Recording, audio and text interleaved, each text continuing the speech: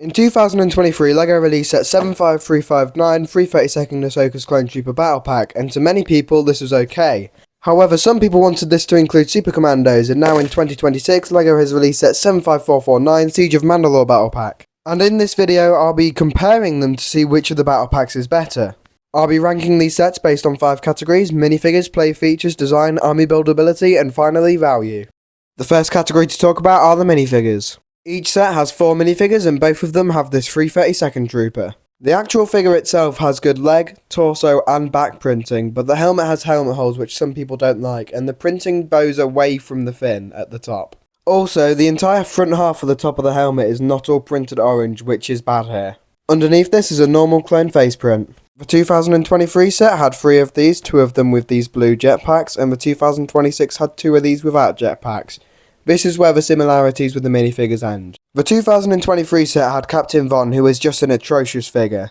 The printing from the hips down is really good, but the torso is where the problems are. He has a white abdomen, which should be grey. The mark insignia is also wrong. Sadly, his jetpack is printed on his back and it's not a physical accessory as well. His helmet should have a crimson stripe on his chin, but it's not there because this is only a cheap reuse of the 332nd helmet, and he should also have a crimson visor with white markings, but it's just an orange visor here. He just also has a normal clone face print. Now the Super Commandos in the 2026 set aren't as bad as Von, but they still aren't good. The female Super Commando has some very nice leg and torso printing, and also a nice gunmetal grey jetpack which hides a good back print. The helmet looks good until you notice that the visor is grey and not black, which I don't understand, and underneath this helmet is a random face print. The male Super Commando is pretty much the same, with nice leg, torso and back printing, which is covered up with a gunmetal grey jetpack. The grey visor also ruins this helmet in my opinion, as it should be black. At least this one has a reason, as it would have merged with the black handprint. Speaking about the hand, it only has 4 of the 5 fingers that should have been represented, which is another bad thing, and underneath this helmet is another random face print. I don't think any of these minifigures are good, but I think the Captain Von is so bad that I just have to give the point to 2026. The next category up is playability. Both of these battle packs have play features, but let's see whose are better. There's a little stud shooter turret included in the 2023 set. The stud shooter itself can be rotated and can also shoot.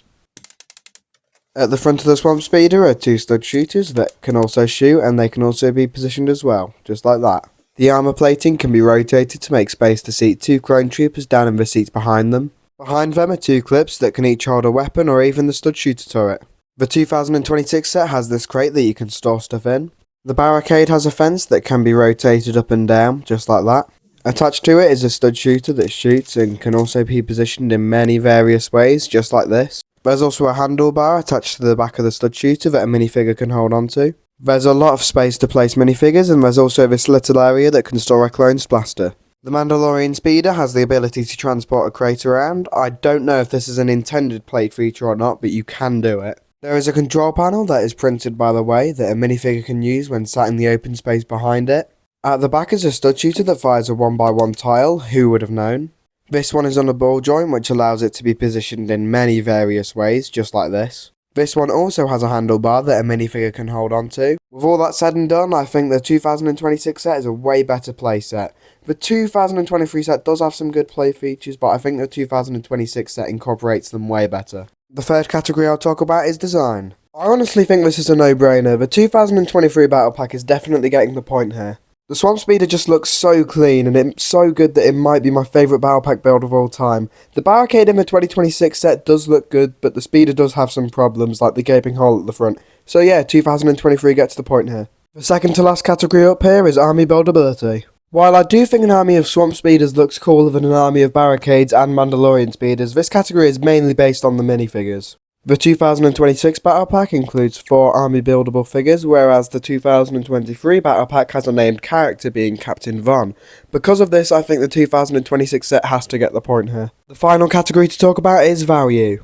So the 2023 set costs £18 or $20, and the 2026 set costs £18 or $23, and in my opinion, the 2023 set wins this category.